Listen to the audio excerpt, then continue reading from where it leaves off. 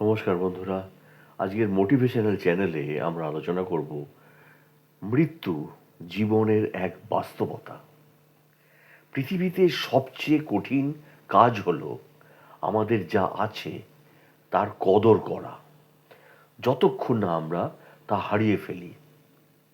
যদি আপনার শীঘ্রই মৃত্যু আসন্ন হয় এবং আপনার কাছে একটি মাত্র ফোন করার সুযোগ থাকে, তবে আপনি কাকে ফোন করবেন এবং কি বলবেন? আর আপনি অপেক্ষা করছেনই বা কেন?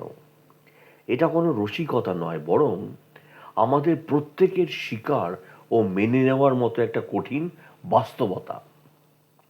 আমাদের সকলেই এই সত্যটি মেনে নিতে হবে যে আমরা সবাই জীবনযাপন করছি, কিন্তু এই চূড়ান্ত গন্তব্য এবং স্বয়ং মৃত্যুর দিকে এগিয়ে চলছি আমরা। আর তাই প্রতিটি মুহূর্তকে এক অবিস্মরণীয় অলৌকিক ঘটনা হিসাবে গ্রহণ করা অপরিহার্য হয়ে ওঠে। মানুষ যে বিপুল জ্ঞান এবং বুদ্ধিমত্তা অর্জন করেছে, তার ভিত্তিতে তাকে কি যথার্থভাবে জ্ঞানকোষ বলা হয়? সে কি সত্যি জ্ঞানের ভাণ্ডার? এবং যদি তাই হয়, তবে সে কি জীবন ও মৃত্যুকে ঘিরে থাকা রহস্য এবং তার দর্শনকে বুঝতে ও সমাধান করতে সক্ষম হয়েছে? প্রতিটি প্রতিদিন বিভিন্ন স্থানে বিভিন্ন উপায়ে মানুষের মৃত্যুর মধ্য দিয়ে কেটে যায়, আর আমরা আমাদের পালা আসার অপেক্ষায় থাকি, মনে প্রশ্ন নিয়ে কখন, কোথায়, কিভাবে। যদি মানুষ এই প্রশ্নগুলো উত্তর দিতে সক্ষম হয়, তবে তাকে পৃথিবীর সবচেয়ে কঠিন রহস্য সমাধানের কৃতিত্ব দেওয়া যেতে পারে। জীবন নিয়ে ভাবার ও ঘাঁটাঘাঁটি করার জন্যে অনেক পণ্ডিত ও চিন্তাবিদ আছেন। এর অনেকেই গ্রাহক ও প্রেমিকও আছেন, কিন্তু মৃত্যু পরাজয়ের মতো এক অনাথ। এর কোনো গ্রাহক নেই, অন্তত স্বেচ্ছায় গ্রহণকারী কেউ নেই। আমরা আমাদের পার্থিব জীবনে এতটাই মগ্ন থাকি যে আমাদের মধ্যে খুব কমজনই মৃত্যু ও পরকালের বাস্তবতা নিয়ে ভাবার প্রয়োজন বোধ করি। সুতরাং মৃত্যু বিষয়টি পুঙ্খানুপুঙ্খভাবে খতিয়ে দেখা উচিত, বিশেষ করে এই কারণে যে স্বয়ং মৃত্যুর চেয়ে বড় কোনো বাস্তবতা নেই। মৃত্যু কি শেষ, চূড়ান্ত ও জাগরণ, নাকি পরম নিদ্রা?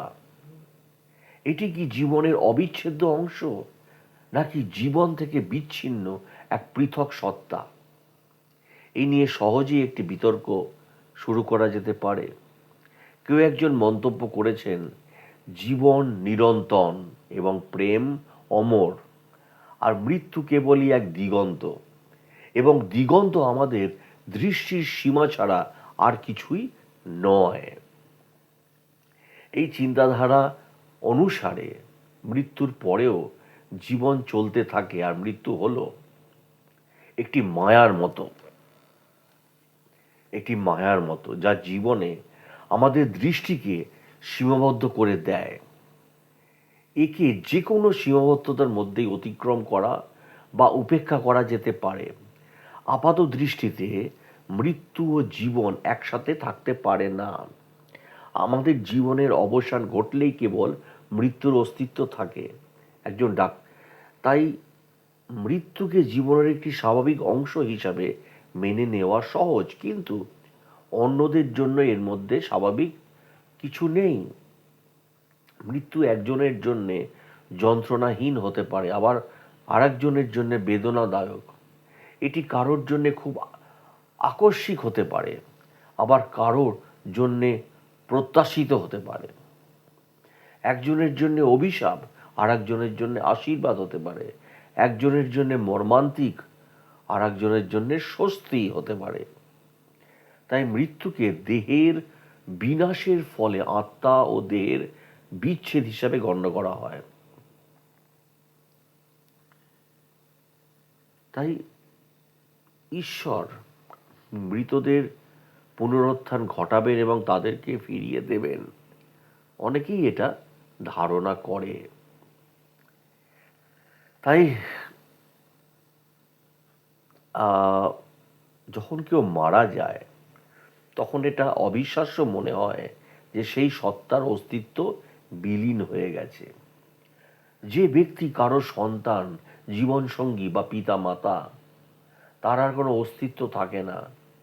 সে যেখানে থাকতো সেখানে আর থাকে না। তার উপস্থিতির স্থান দখল করে নেয় তার অনুপস্থিতি। সে আর কথা বলতে, কাজ করতে, খেতে, ঘুমোতে থাকবে না। এই পৃথিবীর, এই দুনিয়ার তার সময় শেষ এবং সে চিরতরে চলে গেছে। একজন মানুষ একা মারা যায়, অন্যদেরকে রেখে যায়, তার জন্যে বেঁচে থাকতে, তার জন্যে শোক করতে, তাকে স্মরণ করতে, তার প্রশংসা করতে বা তাকে অভিসম্পাত করতে। আর যখন এই সব কিছু শেষ হয়ে যায় তখন এর প্রভাব এমনভাবে মুছে যায় যেন তা কখনো ছিল না। জীবন এমনভাবে চলতে থাকে যেন মৃত্যুর কোনো অস্তিত্বই ছিল না। কিন্তু আমাদের চারপাশের সর্বত্র মানুষ মরতে থাকে। মানুষ রহস্যময়, অদ্ভুত এবং আকস্মিক উপায়ে মারা যায়। এটা কি শুধু একটা প্রবণতা নাকি কোনো ইঙ্গিত? এই আপাত দৃষ্টিতে সরল প্রবণতাকে এতটা হালকাভাবে নেওয়া উচিত নয়। এটি আসন্ন কোনো ইঙ্গিত হতে পারে। ঈশ্বর কি এই ধরনের মৃত্যুর মাধ্যমে আমাদের মন এবং আত্মাকে জাগিয়ে তুলতে চান? ঈশ্বর কি আমাদের কোনো সতর্কতা বাণী দিচ্ছেন বা সতর্ক বার্তা দিচ্ছেন, কোনো সংকেত দিচ্ছেন, বা যে মৃত্যুকে আমাদের সহজলভ্য বলে ধরে নেওয়া উচিত নয়? এটি যে কোনো সময়, যে কোনোভাবে এবং যে কোনো জায়গায় আমাদের সাথে আসতে পারে। এটি বয়স বা পরিস্থিতিকে কোনো গুরুত্ব দেয় না।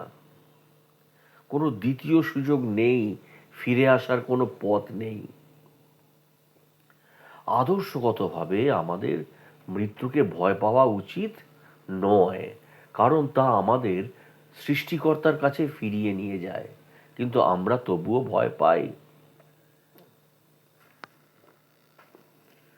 যেটি বলছিলাম যে আদর্শগতভাবে আমাদের মৃত্যুকে ভয় পাওয়া উচিত নয়, কারণ তা আমাদের সৃষ্টিকর্তার কাছে ফিরিয়ে নিয়ে যায়।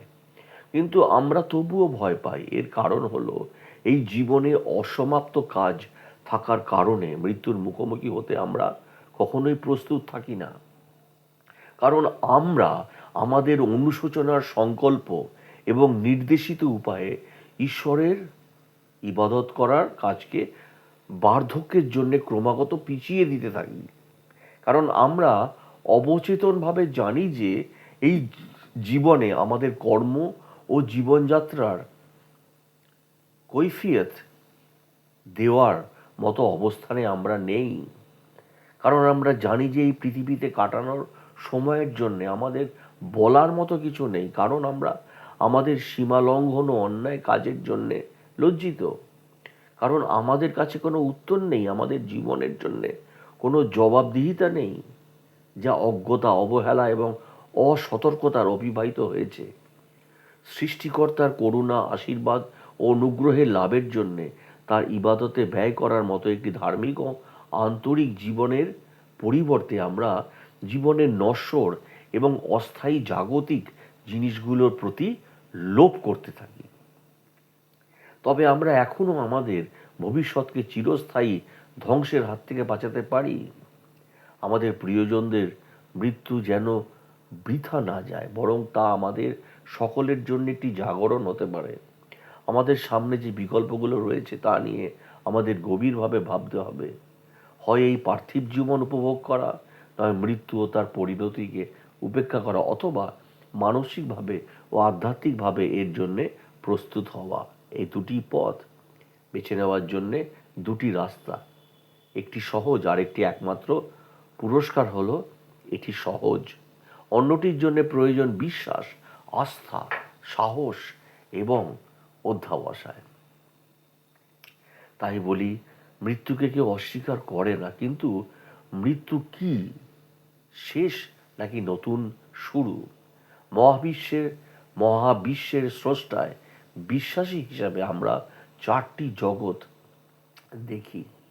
আমাদের জগৎ, যেখানে সমস্ত আত্মার জন্ম হয় এবং তার সংরক্ষণ করে রাখা হয়। তারা একটি নির্দিষ্ট প্রক্রিয়ায় মাধ্যমে পৃথিবীতে আসে এবং আত্মার দ্বারা তাদের ভালো মন্দ কোনো কাজ হয় না। এরপর আমরা আমাদের মায়ের কোলে আসি, প্রজ্ঞা লাভ করি ও ঘরে ও সমাজে বেড়ে উঠি। দেখুন তারা বেঁচে থাকার জন্যে কি করে, কিন্তু খুব কমই বলা হয় কিসের জন্য বেঁচে থাকা, জীবনের উদ্দেশ্য কি। কিছুই না, জীবন, বিশেষ করে জীবন, আর কিছুই না। না থাকা একই জিনিস। ভালো থাকবেন, সুস্থ থাকবেন, আর ভিডিওটি ভালো লাগলে প্লিজ শেয়ার এবং সাবস্ক্রাইব করে দেবেন।